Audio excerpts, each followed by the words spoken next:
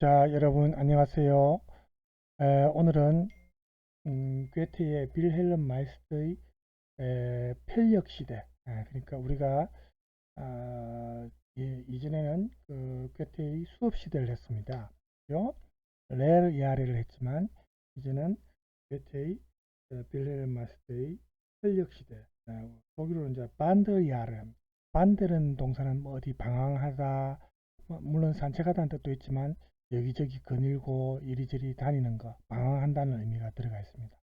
그래서 이 편력 시대가 이제 1829년도에 이제 발표됐는데 괴테 문학 세계를 이제 여기 보면 결산하는 대표작, 마지막 대표작의 하나인데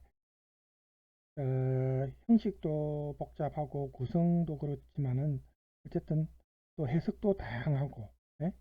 그래서 19세기 초 독일 사회에 대한 어떤 역사적 풍부한 역사적 기록이다. 이렇게 이제 우리가 볼 수 있는 그런 작품입니다. 자, 그러면 이 빌헬 마이스터의 편력 시대에 대해서 위키백과에 잠깐 요약해 놓은 내용, 여러분들이 책을 아직 안 읽어본 사람들이 많을 것 같아서 간단하게 요약한 내용을 알려드리겠습니다. 저번에 우리가 했던 빌헬 마이스터의 그 레르 야레 수업 시대의 속편으로 볼 수 있고요. 부제는 체념의 사람들, 이렇게 부제가 붙어 있습니다. 이제 이 부제만 보더라도 이 체념이라는 표현이 이 작품에서 어떤 핵심적인 사상을 표현하는 단어인데, 그렇지만 괴테가 말하는 여기서 체념이라는 것은 우리가 보통 생각하기 쉬운 뭐 포기라든지 단념한다는 그런 의미보다는 어, 자신의 어떤 큰 욕망, 정열 이런 걸 좀 억제하면서 예? 그 아주 소극적으로 아무것도 안 하고 생활하는 그런 의미는 절대 아닙니다. 오히려 적극적으로 자기 자신을 규제하고 또 노동을 중요시합니다. 근로를 노동을 중요시하고 그러면 그 당시에 굉장히 사람들이 힘들었겠지요. 요즘처럼 뭐 문명의 이기가 발달한 시기도 아니니까.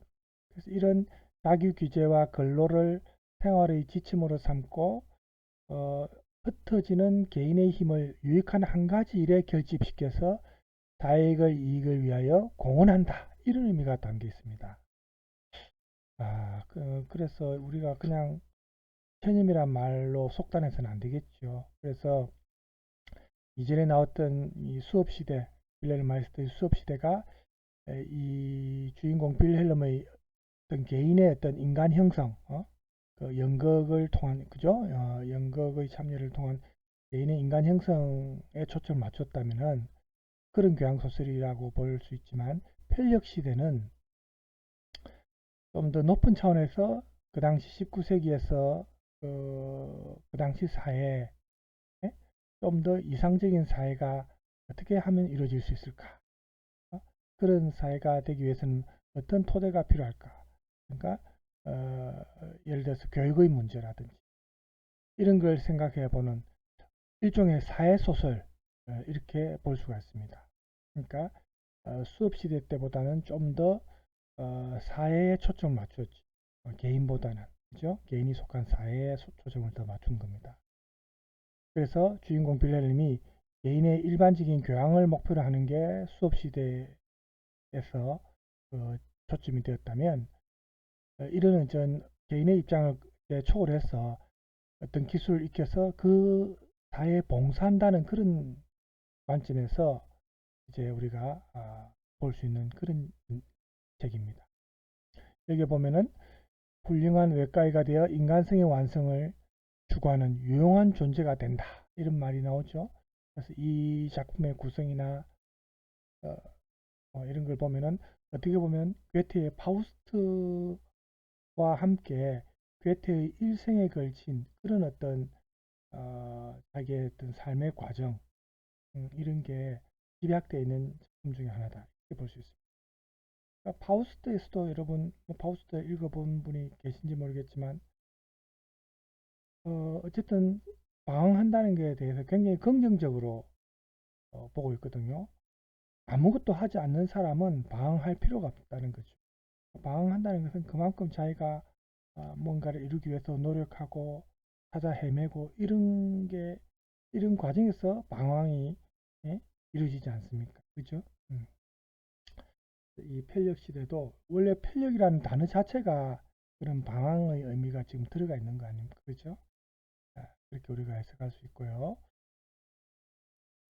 이 작품이 나왔을 때 그 언론에 보도된 내용을 잠깐 보면은 괴테의 이 빌헬 마이스터의 편력 시대가 이제 그 당시 민음사에서 두 권짜리로 출간됐는데 알프스 산악지대를 편력하는 주인공 빌헬름을 통해서 그 당시 산업화로 접어들고 있는 독일의 사회상을 반영하고 있습니다. 괴테는 52세 때에 이 작품을 쓰기 시작해서 그다음 3년 전인 1829년에야 최종판을 내놓았습니다. 그러니까 1807년에 시작했는데 1829년에 최종판을 내놓았다. 파우스트하고 좀 비슷하죠. 그러니까 그동안에 계속 쓴 건 아니죠. 다른 작품도 쓰고 다른 활동도 하다가 완성을 이 당시에 했으니까 물론 처음에 집필 시작한 연도하고 최종판 나온 시기 하면은 굉장히 뭐 20년 넘게 걸렸지만 계속 이 작품에만 매달린 건 아니죠. 자기가 다른 작품도 쓰고 많은 경험을 통해서 이제 최종판을 내놓은 게 이때라는 겁니다. 그래서 이 작품은 줄거리가 그 전편격인 빌헬 마이스터의 수업시대와 연결이 되는데 수업시대에서 빌헬름이 시민사회에서 그 연극을 통해서 예술을 통해서 자신을 해방시키려고 노력하는 사람이 있죠. 그래서 이 수업시대는 산업화와 기계화로 일자리를 잃은 사람들을 신대륙인 아메리카로 이주시키는 일을 준비하는 모임이 탑의 모임입니다. 로타리오를 대표하는 탑의 모임 있죠.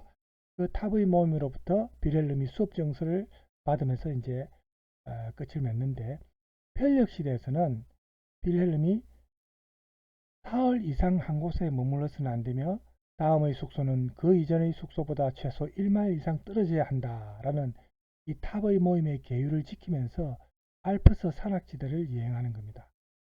그래서 이 작품의 중요 모티프는 기계를 도입하고 전통적인 간의 수공업이 이제 몰락합니다. 기계가 점점 사람들의 일자리를 대체하는 거죠. 그러니까 실업자가 이제 이때부터 벌써 생겨납니다. 이게 이제 오늘날 현대사에서는 뭐 큰 사회 문제지만 이때부터 벌써 이런 실업자 문제가 있었다는 겁니다. 그래서 괴테는 빌헬름을 통해서 이런 몰락한 사회의 실상과 이러한 몰락을 타개해 보려는 그런 인물상을 보여주는 겁니다. 벌써 괴테가 이 1800년대 이때 실업에 대한 어떤 사회적 문제에 대해서 관심을 갖고 여기에 대해서 작품을 쓴 거예요. 굉장히 앞서 나간 인물이라고 볼 수 있죠. 그래서 이 작품에 보면 방직이나 방직 기술을 익히는 레나르도라는 사람이 나오고 광산업에 또 종사하는 몬탄이라는 사람이 나오는데 이런 사람들이 그 당시의 새로운 사회상을 대표하는 인물들입니다. 그래서 괴테가 이러한 사람들의 사상을 통해서 기술력이라든지 또 새로운 세계, 이제 신대륙이죠. 새로운 세계로의 이주라는 대안을 제시합니다. 그래서 괴테가 편력 시대에서 역사라는 것은 아까도 나왔지만 체념입니다. 이 체념이 우리가 오해를 하면 안 된댔죠. 무기력한 포기라든지 단념 이런 게 아니고 어떤 한 시대가 예전에 어떤 인간의 노동에만 의지하던 그런 한 시대는 이제는 저물었다는 겁니다. 그리고 그 사회 공동체 내에서 자신의 한계를 인정하고 참여해야 한다는 도덕적인 의식, 자기가 그 사회에 공헌해야 된다. 개인의 목적을 추구해서는 안 된다. 개인의 목적을 추구하면서 사회 공헌도 해야 된다는 그런 이제 목표가 있는 거죠. 괴테가 이런 체념을 통해서 이제 개인적 이익을 영달을 위해서 노력한다는 건 이제 그런 개인적인 욕망을 이제 체념하는 거죠. 그리고 보다 큰 조직을 위해 자신을 좀 절제할 줄 아는 그런 미덕 이런 게 이제 이 작품에서 다루는 핵심 내용이다. 이렇게 이제 우리가 볼 수가 있습니다. 자, 그러면 오늘 우리가 볼 그 텍스트는 빌헬름 마이스터의 편력시대에 나타난 근대화의 문제입니다. 이때 벌써 이제 산업화가 진행되는 시기니까 이때 아까도 나왔지만 실험 문제라든지 벌써 이런 문제가 생겨나서요. 가내수공업 사람들이 직접 손으로 하고 하는 게 이제는 오히려 이제 경제성이 떨어지는 게 벌써 시작됐습니다. 이때부터. 그래서 이제 이런 문제를 다루고 있는데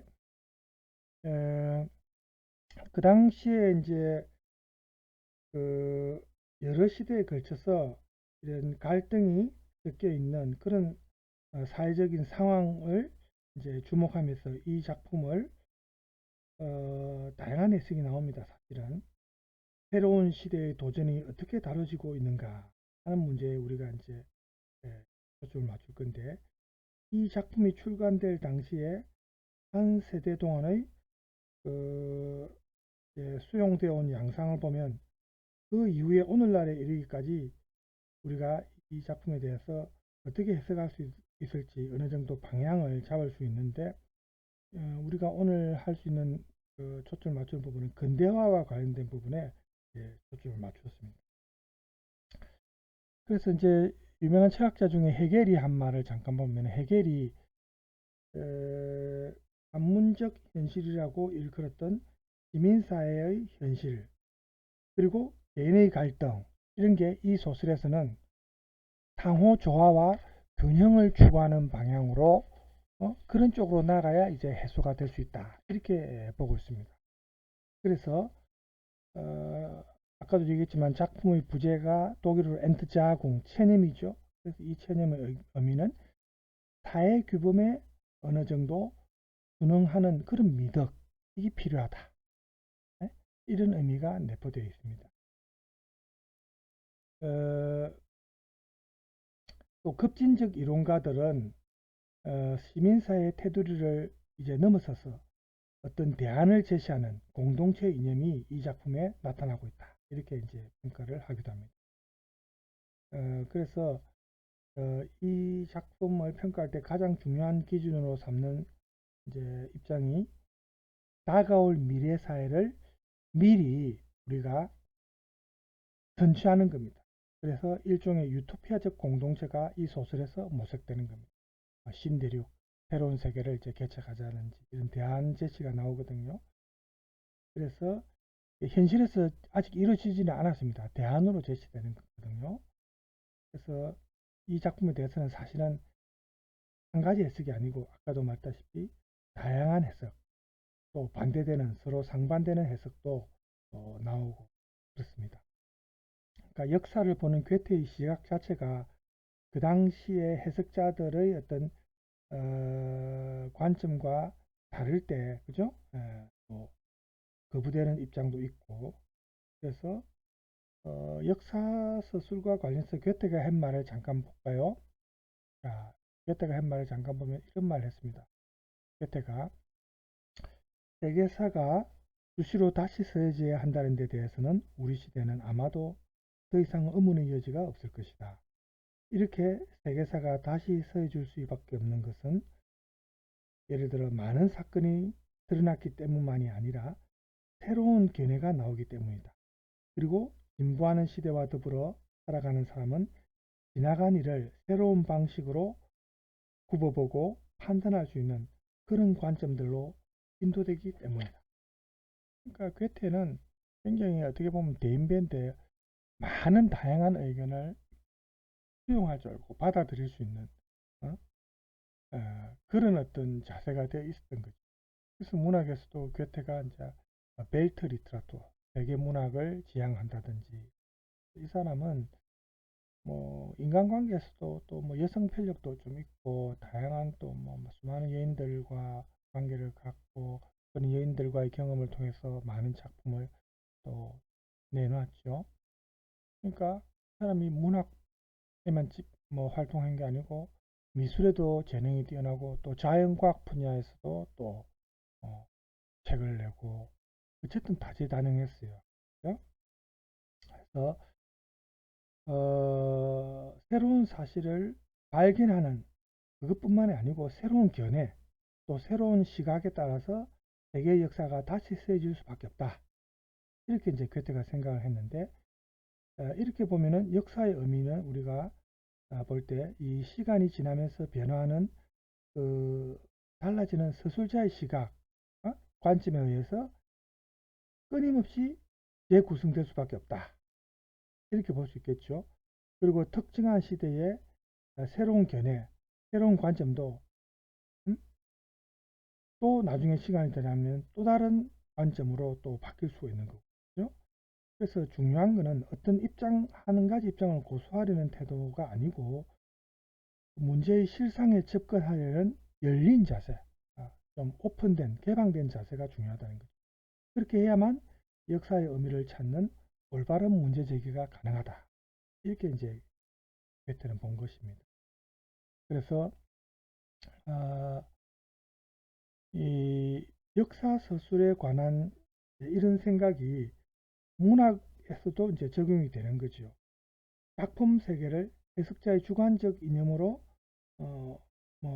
재단한다든지 또 여러 사람의 동의에 이제 기대어 가지고 특정한 시대 정신이나 또 뭐 이렇게 똑같이 동일시 될 때는 작품이 문제 삼는 현실과 작품 자체에 대한 의미 있는 문제 제기가 사실상 어렵다는 겁니다. 그래서 괴테는 이 소설의 독자에게도 이러한 자세를 이제 위험한 자세로 그렇게 생각하게 합니다.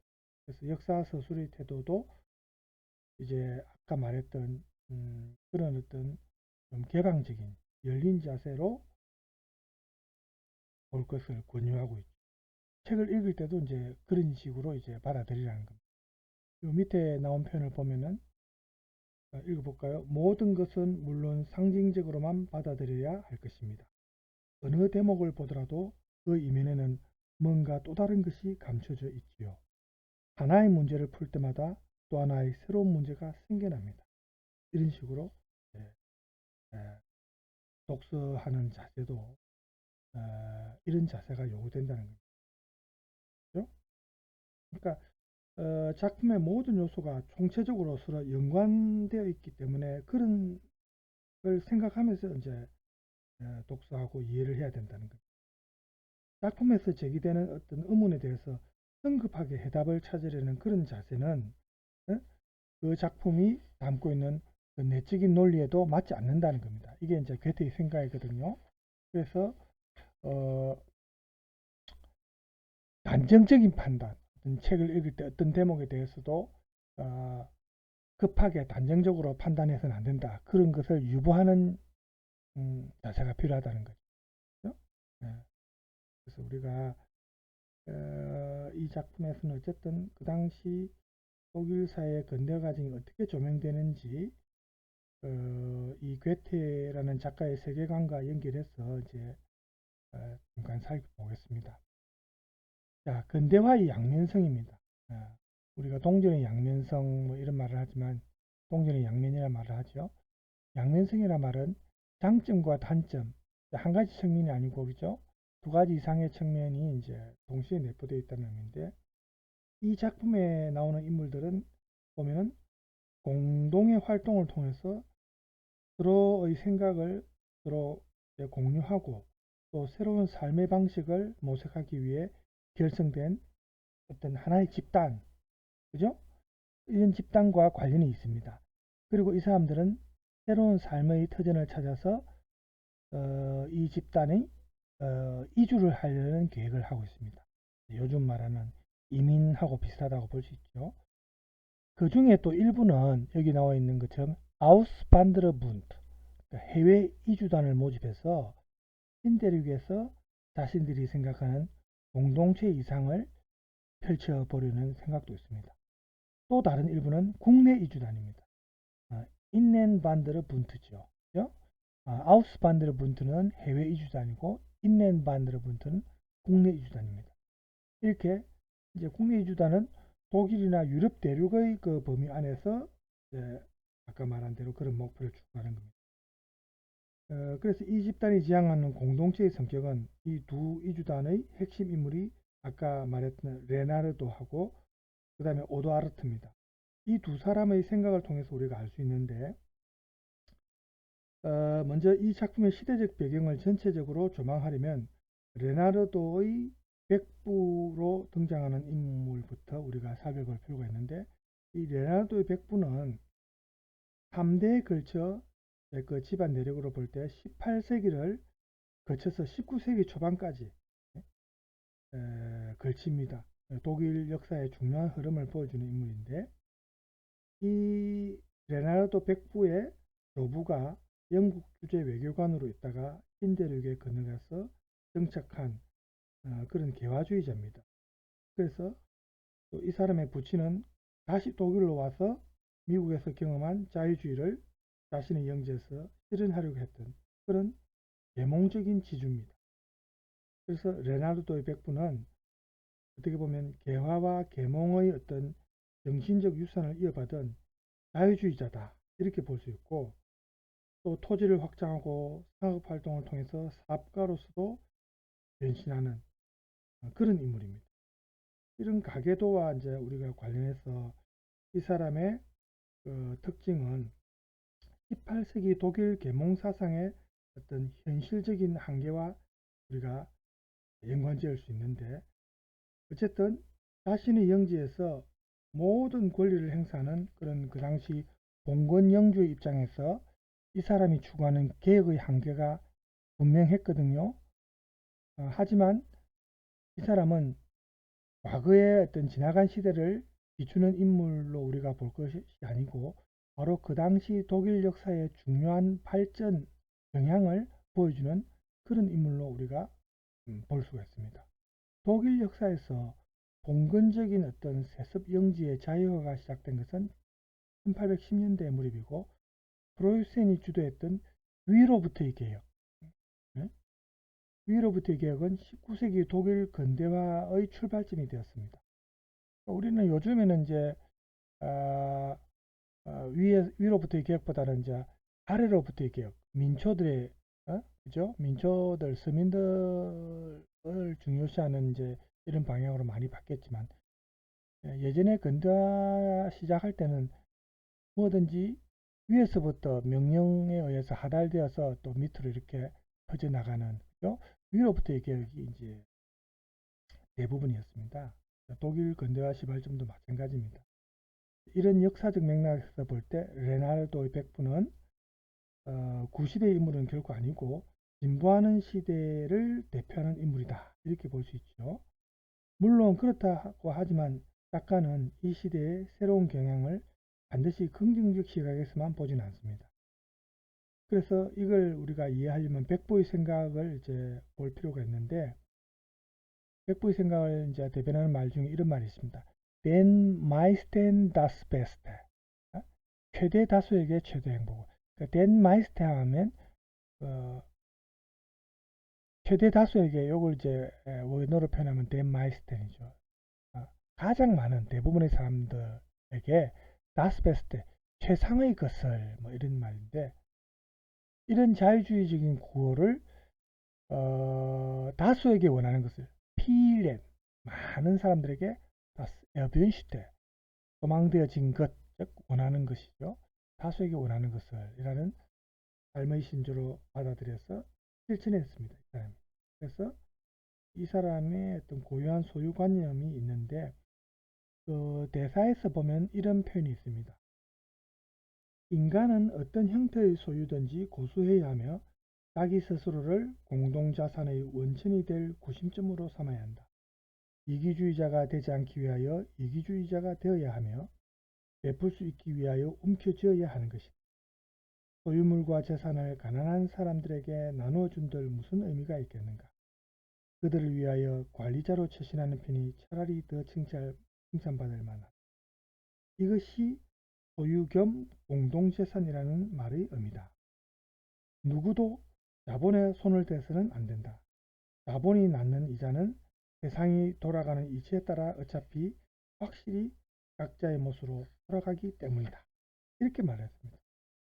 이렇게 자본의 운동이 저절로 누구에게나 혜택을 가져다 주기 때문에 열심히 부를 축전한 것이 공익에 기여하는 길이다. 이런 생각이죠.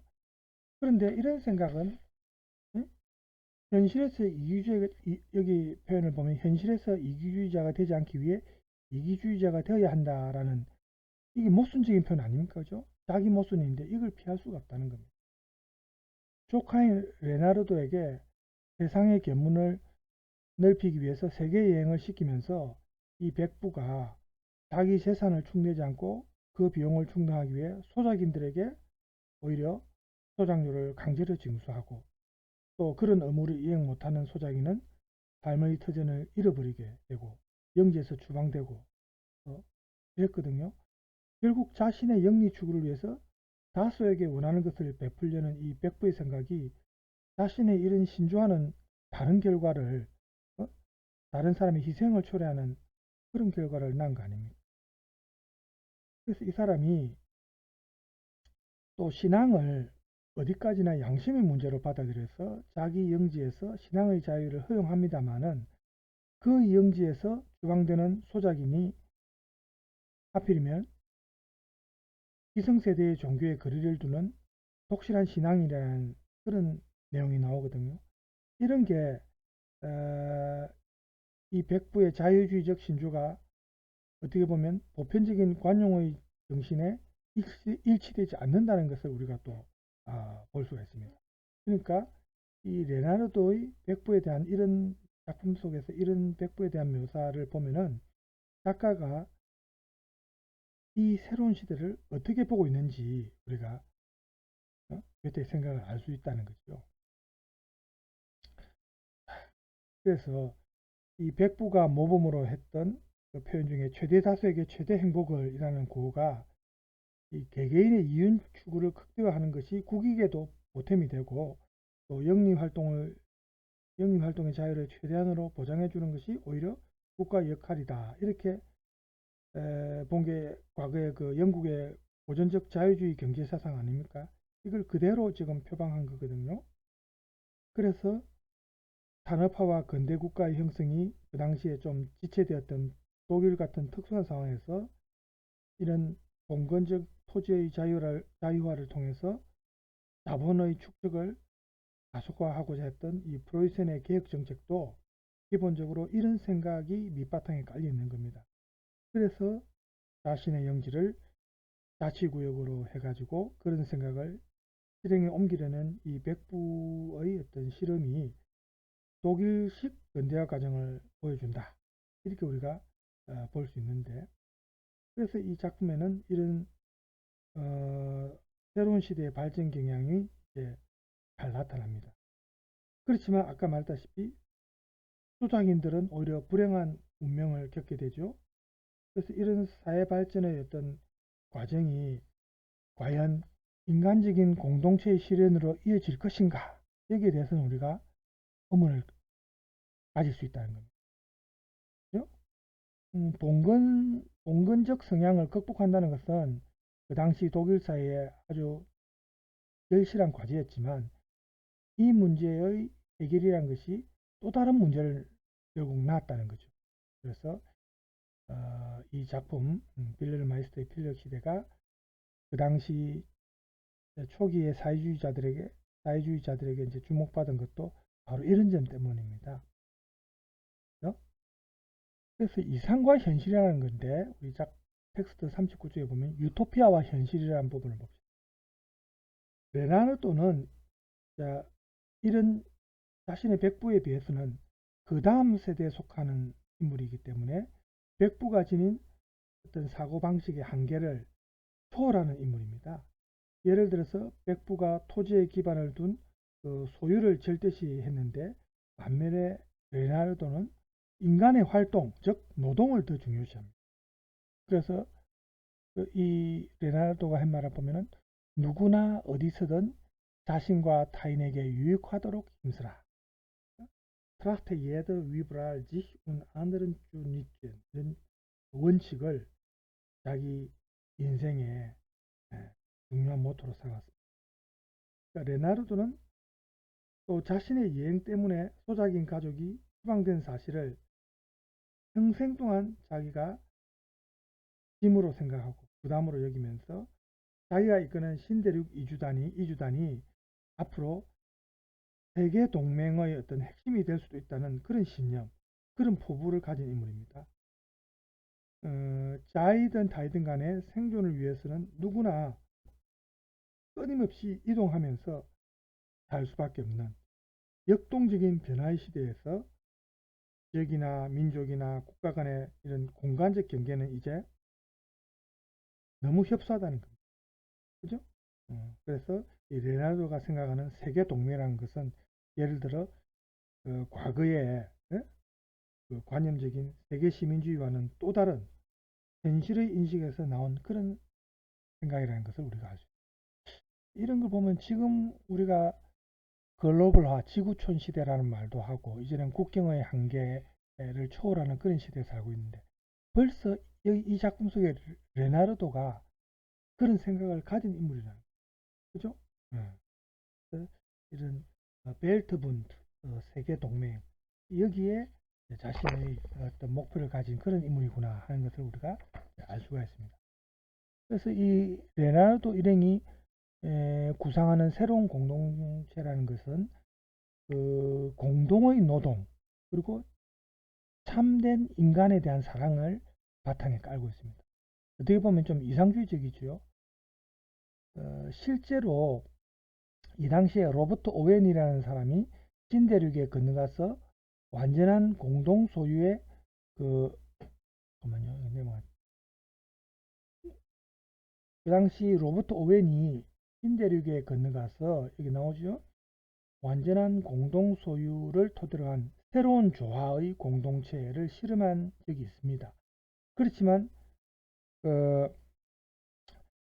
출항을 앞둔 시점에서 제시되는 이야기는 그러한 역사적 사실이나 독자가 했던 기대와는 좀 동떨어진 것입니다. 그래서 그 중에는 공동체 생활의 규범을 강조하는 좀 정당한 논리도 물론 있지만 예를 들어서 시계 종소리에 맞춰서 밤낮 없이 늘 뭔가를 해야 한다는 요구는 단지 시간을 아끼고 근면함을 미덕으로 강조하는 그런 수준을 초월합니다. 이주단의 구성원들이 서로 공격하고 방어하는 훈련 이런 걸 쌓아야 한다는 그런 요구도 있었는데 이런 것은 신대륙이 새 공동체의 건설에 유리한 게 아니고 오히려 적대적인 환경에 둘러싸일 수 있다는 것을 의미하거든요. 그래서 이런 통치 방식을 거론하는 대목을 보면은 좀 문제가 심각해지는데 이주단이 가장 필요하다고 역설하는 용기 있는 당국이라는 표현이 나옵니다. 이 당국은 결국 밤낮으로 순찰을 도는 경찰이 다른 사람에게 불편을 끼치는 자는 사회에서 격리하도록 해야 한다는 그런 내용이거든요. 그래서 시간에 쫓겨서 일을 해야 하고 자신을 지키기 위해서 타인을 공격해야 하고 또 이질적인 존재는 그 사이로부터 격리시켜야 되는 뭐 이런 신세계는 신세대 이주단이 구대륙에 비해 별로 나을 게 없다는 그리고 어떤 면에서 보면 더 체계적으로 억압하는 그런 어떤 성격을 띈 게 아닌가 이렇게 볼 수가 있습니다. 예를 들어서 경찰 국가라는 표현을 우리가 생각할 수 있잖아요. 그죠? 이런 억압적인 사회는.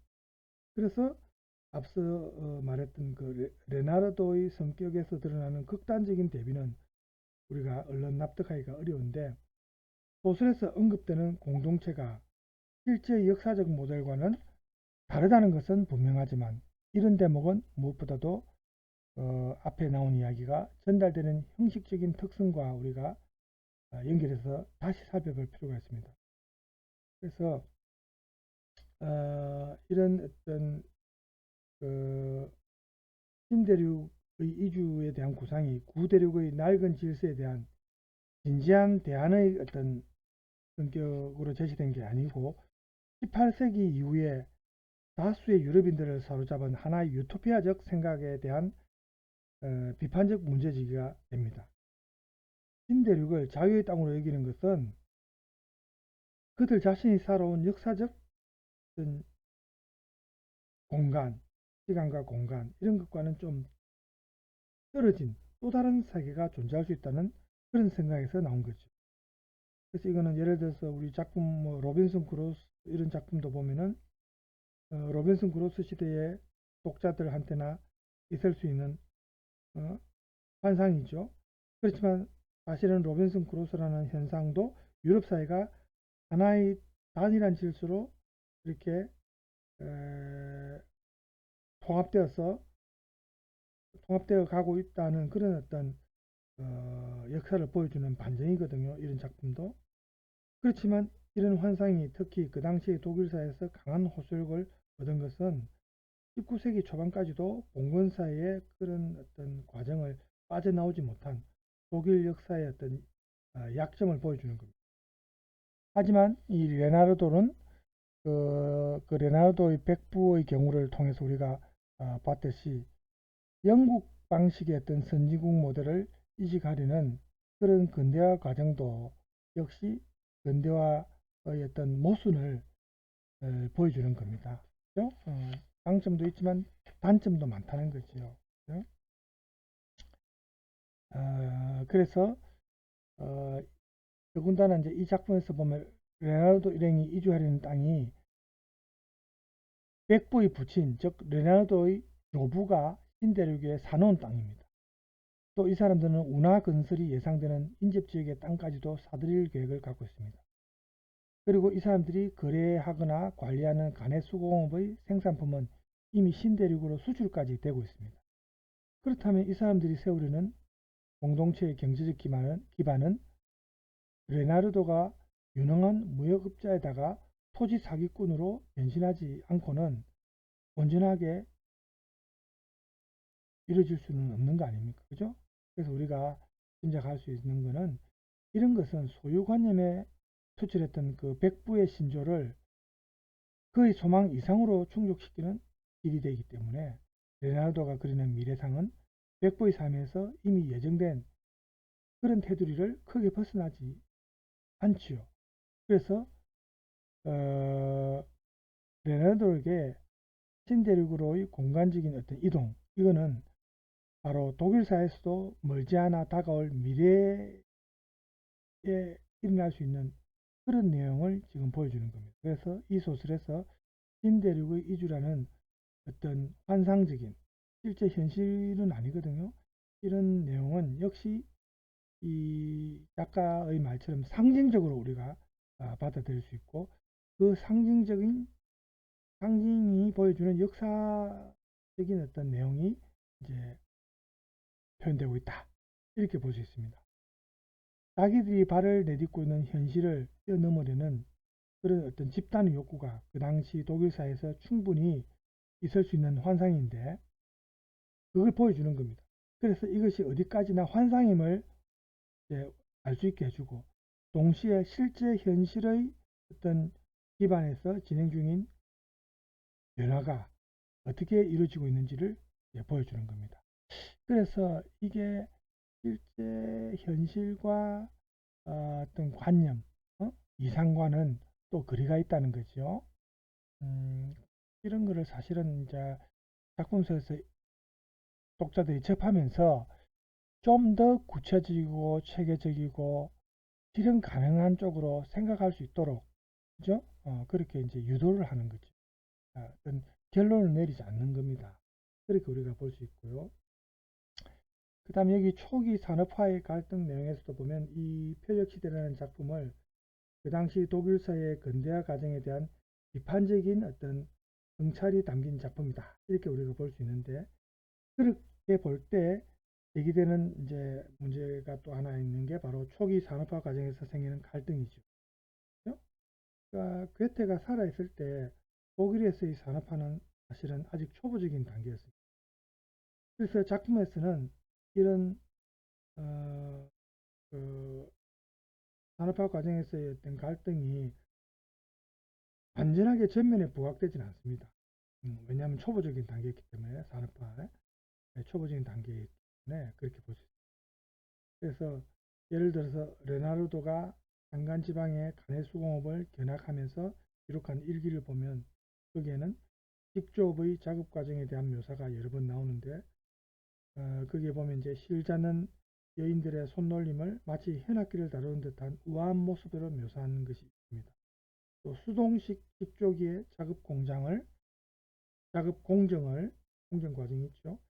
자연주의적인 정밀 묘사를 생각할 수 있을 만큼 세밀하게 또 묘사한 장면도 있고, 이런 게 보면 실제 노동에서는 굉장히 힘들고 또 그런 어떤 현실일 수 있는데 작품에서는 이제 이렇게 표현을 했다는 거죠. 그러니까 이 직공들의 고단한 삶의 흔적이 잘 느껴지지 않는다는 거죠. 이런 걸 보면 이 장면들이 되게 가족 단위로 꾸려지는 전통적인 수공업의 테두리니까 거기에서 자급자족 같은 그런 삶을 영위하는 좀 작은 마을의 평화로운 일상을 이렇게 묘사하고 있는 겁니다. 이런 서술하는 태도가 근면함을 미화하는 그 표현으로 볼 수도 있지만 어쨌든 비판적인 해석이죠. 그래서 오히려 이런 거를 너무 미화한 거 아닌가. 실제로는 정말 고단한 삶인데 이렇게 비판하는 해석도 있습니다. 하지만 이 작품 전후 문맥을 전체를 보면 여기서 문제되는 장면들은 낯선 고장에 처음 발을 들여놓은 레나르도의 호기심과 또 새로운 기술에 굉장히 관심이 많았던 이 레나르도의 타고난 성향을 보여주는 외면적인 풍경이라고 우리가 사실은 봐야 되고요. 실제로 이 레나르도의 내면과 연결해서 이어지는 이야기가 보면은 이 상간의 벽촌에도 그 시대의 거대한 흐름에서 동떨어져 있지 않은 그런 어떤 모습을 보여줍니다. 그러니까 레나르도의 백부가 영지에서 추방했던 그 소작인의 딸과 레나르도의 관계가 여기서는 또 문제되는데, 레나르도는 자신의 여행 때문에 소작인 가족이 추방당한 사건에 대해서 굉장히 양심의 가책을 느낍니다.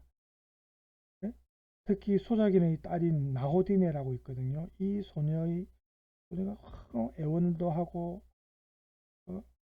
그리고 또 그렇지만 결국 강제 추방을 막지 못하거든요. 레나르도도 막으려고 노력했지만, 그래서 이 나오디네가 어디선가 잘 살고 있다는 소식이라도 듣지 못한다면 자기는 그 기억으로부터 영원히 자유롭지 못할 것이다. 이렇게 양심의 가책을 받는데, 그런데 이 레나르도가 찾아낸 나오디네가 보니까 가네 직조업에서 운영주가 되어 가지고 자기 걱정을 깔끔히 씻어 주거든요. 그래서 이 나오디네의 이러한 변신이 물론 자신의 성실과 근면 때문에 그렇게 성공했겠지만, 이 무렵 직조업의 특성에 비춰보더라도 억지로 지어낸 이야기는 아니죠.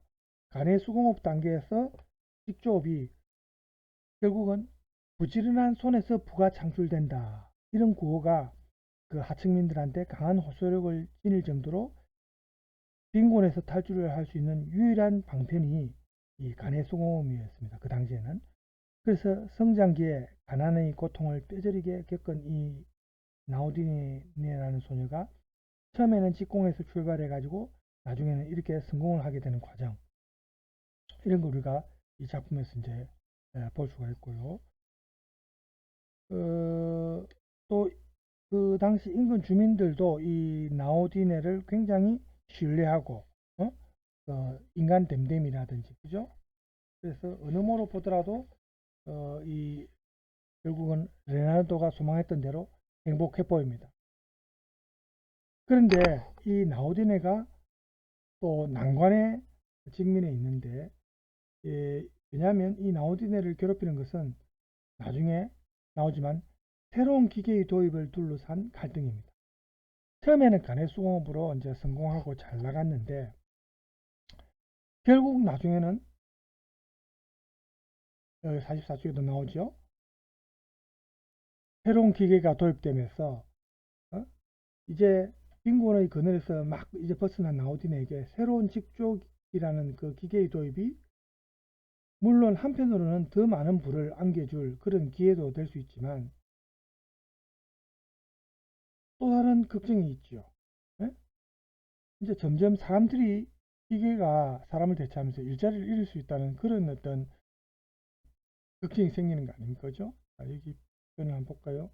근처 사는 사람들이 직접 기계를 설치하여 수많은 사람들의 생계 수단을 독차지할 공리를 하고 있다는 사실은 아주 잘 알고 있어요. 하지만 만일 제가 이 선량한 사람들을 착취하여 그들이 결국 가난에 허덕이며 의지할 데 없이 떠돌아다니는 모습을 보게 된다면 저 자신이 경멸스러울 거예요. 하기야 그들이 조만간 뜨돌이 신세가 될 수밖에 없긴 하지만 말씀입니다. 이런 말을 합니다.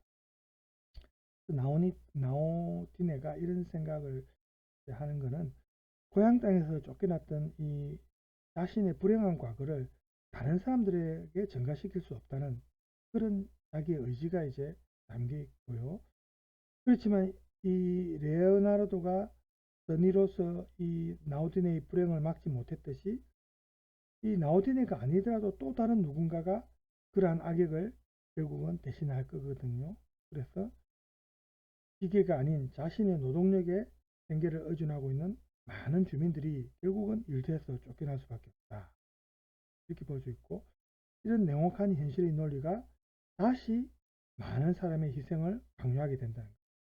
그래서 나우딘의 입장에서는 이러한 기계의 도입을 거부하고 경쟁에서 밀려나 다시 불행했던 자기의 과거의 어떤 나우딘으로 추락할 것인가, 아니면 다른 사람들의 희생을 대가로 살아남을 수밖에 없는 그런 선택을 해야 할 것인가, 이런 양자택일이 놓이는 겁니다. 어쨌든 간에 이런 진퇴양난의 고비에서 이 나온디네도 역시 신대륙의 어떤 이주의 가능성을 고려하게 되는데, 그래서 신대륙 이주단의 지도자인 이 레나르도가 이제 나타나는 것은 이 나우디네에게도 마지막 희망이라고 볼 수 있는 겁니다. 실제로 우리가 이 작품의 결말도 나우디네가 레나르도와 결합하면서 신대륙 이주단에 합류하는 것으로 맺어지거든요. 그래서 이런 물론 여기서는 이런 결말 자체보다는 이제 거기에 이르는 과정을 우리가 좀 더 중요시해야 되지요. 그래서 이 두 사람이 얼핏 보면은 동일한 결론에 도달한 것 같지만 사실은 그 동기와 계기라든지 이런 걸 보면은 좀 대조적인 인물들입니다. 그러니까 레나르도가 나타나기 전에 나우디네에게는 약혼자가 있었는데, 뒤에도 나옵니다. 그죠? 직좁의 현실에 대해서 이 나우디네와 같은 생각을 가졌던 이 약혼자가 가업을 정리해서 이민을 떠날 생각을 하고 있었습니다. 그런데 뜻하지 않게 그 약혼자가 죽고 그의 가족마저도 모두 세상을 떠납니다. 그래서 나우디네가 자연스럽게 이 사람의 가업을 물려받은 상황인데, 그래서 신대륙 이주가 비록 약혼자가 살아있을 때의 생각이었다고는 하지만 막상 사별한 이 약혼자에게서 물려받은 가업을 나우디네 자신의 손으로 정리하고 이 고장을 떠난다는 것은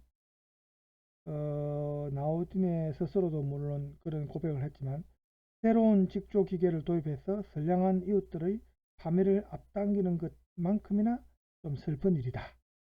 이런 말을 했고요. 그래서 사실상 나우디네의 동업자나 다름없는 지배인이라는 인물이 끼어듭니다. 파브리칸트 해가지고 공장주, 공장장 이런 것도 있지만 지배인인데, 지배인이라는 인물이 끼어들어서 문제가 좀 더 복잡해집니다. 약혼자의 친구인데 이 사람이 나우디네의 약혼자가 죽고 나서 이 약혼자의 자리를 차지하려고 이 나우디네에게 청혼을 하면서 이민 계획을 처리하고 새로운 직조 기계를 도입하자고 자꾸 종용합니다. 하지만 나우디네와 레나르도가 이제 결합하면서 이 결합이 거의 확실해지니까 이 사람이 나우디네의 원래 생각대로 자기가 미리 이민을 떠나겠다고 거짓말을 하면서 이 나우디네에게 비용을 대라고 협박까지 합니다. 결국 나우디네가 운영하던 직조업을 물려받은 이 사람이 새 직조기를 도입할 것으로 예상했던 바로 그 유복한 이웃집의 사위가 됩니다. 그래서 이 나우디네의 삶에서 또 하나의 결정적인 어떤 전환점을 이루는 방금 제가 했던 이런 이야기는 산업화 초기 단계에서 벌어지는 어떤 사회적 갈등의 어떤 사례다. 이렇게 우리가 볼 수 있는 겁니다. 그렇죠? 그래서 이런 그 여러 가지 문제점이 이 당시에 근대화 과정에서 많이 생겨났다는 겁니다. 지금 오늘 제가 이 작품은 한 번으로 끝내려고 했는데 그게 이제 조금밖에 안 남았지만 이거는 이제 빌렐 마이스터의 수업 시대처럼 두 번으로 나눌 필요 없고 한 번으로 제가 끝내려고 했거든요. 지금 50분이 벌써 되어 버렸는데 그래서 우리가 나우디네의 사례에서도 알 수 있고 이제 괴테가 이 작품에서 이 작품에 이제 관련해서 언급한 편지의 한 대목을 우리가 보면서 이제 정리를 할까 합니다. 여기에 보면은 이런 말이 있습니다.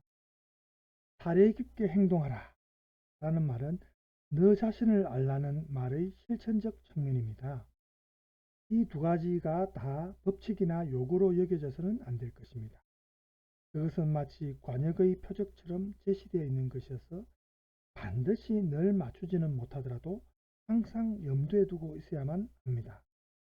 무한한 목표와 제한된 목적의 차이가 무엇인지 찾아낼 줄 알고 또 자신의 수단이 도대체 어디까지 미칠 것인지 조금씩 탐색해 간다면 사람들은 좀 더 분별심이 생기고 보다 더 행복해질 것입니다.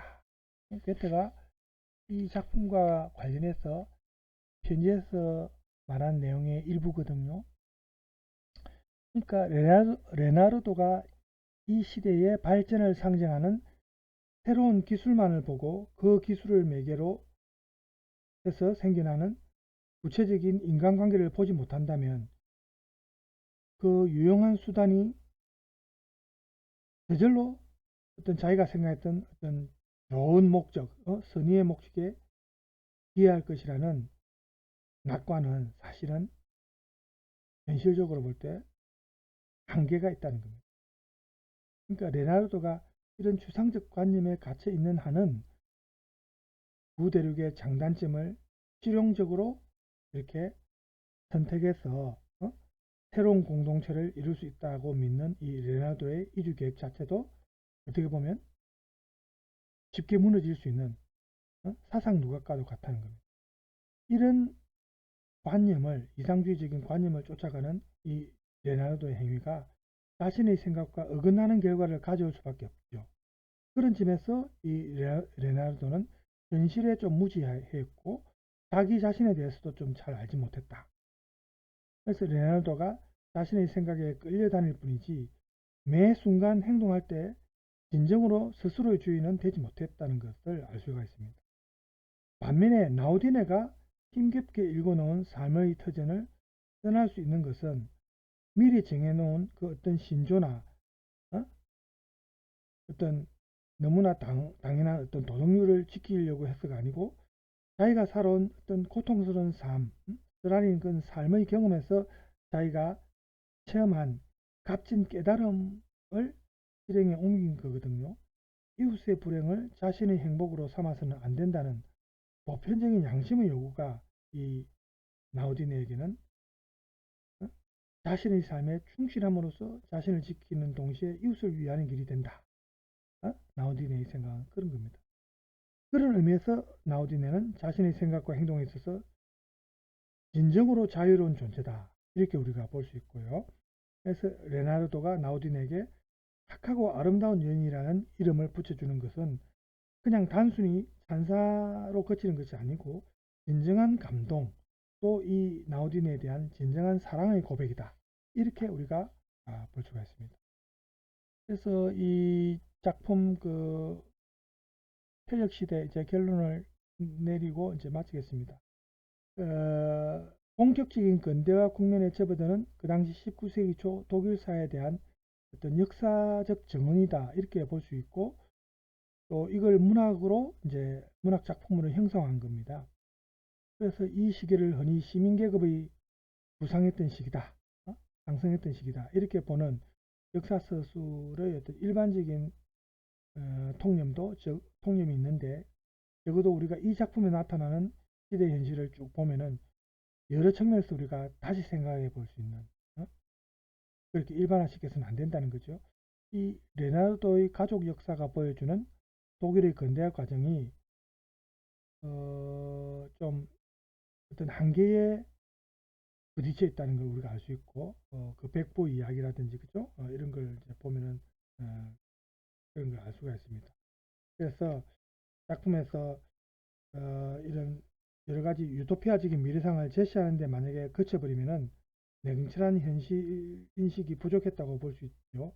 그렇지만 이 작품의 리얼리티는 단지 그 시대의 특정한 경향을 보여주는 차원으로 흡수된 건 아닙니다. 이 작품에서 문제되는 신대륙 이주라는 이 어떻게 보면 환상이죠. 실제 현실은 아니고 이제 대안제시인데 이 나름의 역사를 통해서 구축된 현실의 조건을 뛰어넘으려는 그런 의도가 담겨 있죠. 괴테가 말한 새로운 역사 서술의 시도라고도 볼 수 있습니다. 하지만 이것은 역사 서술의 문제이기 전에 한 시대를 사는 삶의 자세에 해당되는 문제입니다. 나우딘의 이야기가 이제 우리가 감동을 받을 수 있는데 보편 인간적인 진실을 구현한다는 것은 그 어떤 시대 정신이나 역사의 법칙을 수정하는 것이 아니라 자신의 구체적인 삶에서 인간됨의 도리에 충실하는 노력을 우리가 볼 수 있는 겁니다. 이렇게 보면 자신이 몸담고 있는 현실을 직시하면서 비록 작으나마 한 개인이 감당할 수 있는 몫을 온전히 실행해내는 이 나우디네의 어떤 행동, 실천이야말로 이 레나르도의 거대한 구상에 못지않게 큰 어떤 무게를 지니고 그 당시 시류에 편성하지 않고는 살아남기 힘든 그런 급격한 변화의 시대일수록 오히려 이 나오니데의 어떤 실천은 더 소중한 미덕이 되지 않는가 이렇게 우리가 결론을 낼 수 있겠습니다. 자, 그래서 오늘 사실은 이 작품도 사실은 긴 작품인데 오늘 한 번에 끝내려고 하니까 조금 시간이 더 걸렸습니다. 왜냐하면 빌레르 마이스터의 수업 시대만 하더라도 작품이 상당히 길거든요.